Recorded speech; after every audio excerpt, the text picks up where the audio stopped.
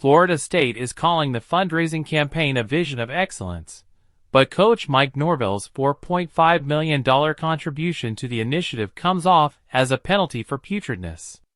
The college sports pay-for-play revolution entered new territory this month, with Norvell becoming the third coach known to underperform this season and now helping bankroll the operation.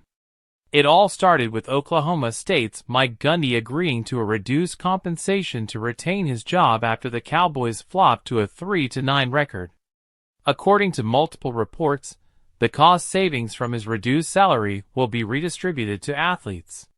Next, LSU's Brian Kelly announced a campaign to match fans' donations to the Tigers' NIL Collective, up to $1 million.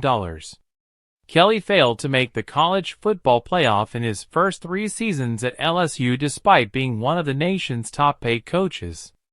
NCAA rules prohibit coaches from making direct NIL donations.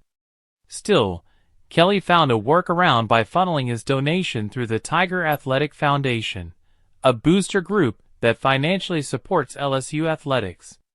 The impact is the same. Kelly funds his roster's NIL opportunities.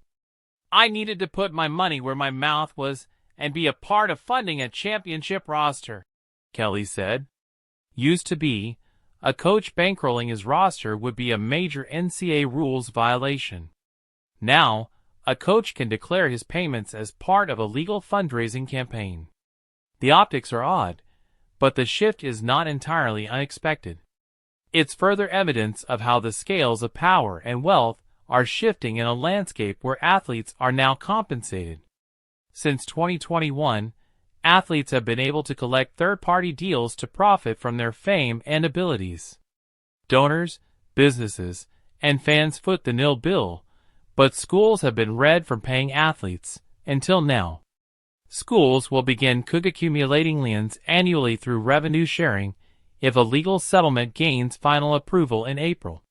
While revenue sharing won't be mandatory, any school wishing to compete at the highest level will likely feel compelled to opt into a plan that allows them to redirect over $20 million annually in athletics revenue to players.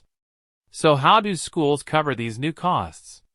Enter the idea of a loser's tax on coaches. "I presented this to our administration to boost support of our student athletes," Norvell said in a university release announcing his payment to the Vision for Excellence campaign, a restructured contract. "I wanted to be proactive in my financial assistance through this transition, as we all push forward to get back to the standard of Florida State football." Norvell won 13 games in 2023 and earned a raise, bringing his salary to $10 million, which placed him among the highest-paid coaches.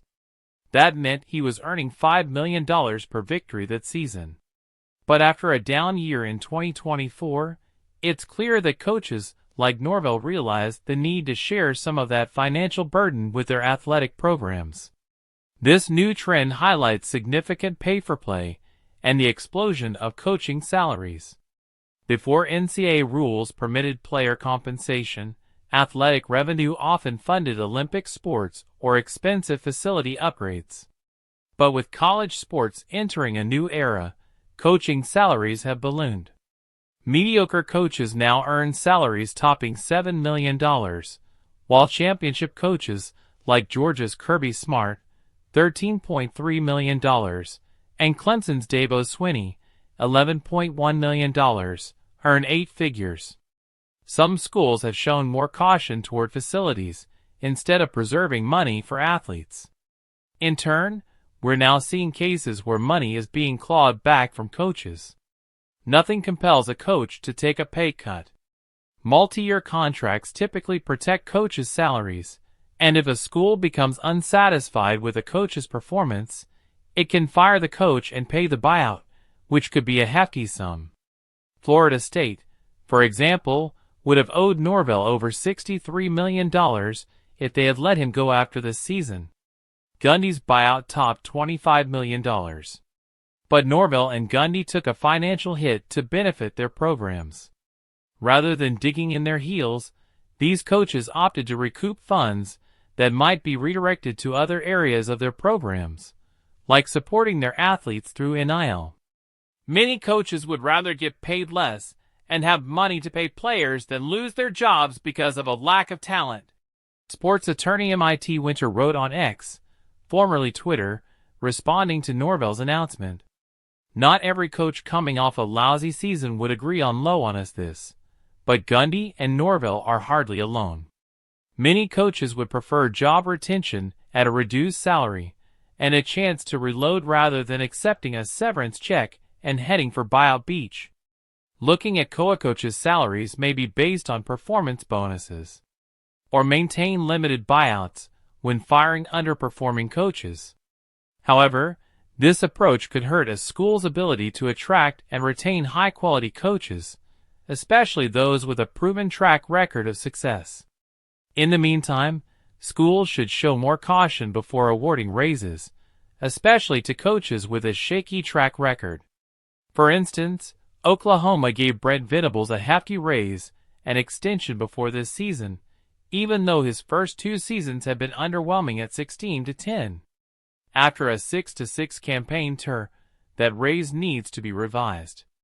Last year, Kentucky's Mark Stoops grumbled that Wildcats fans needed to pony up more cash for athletes to improve the team.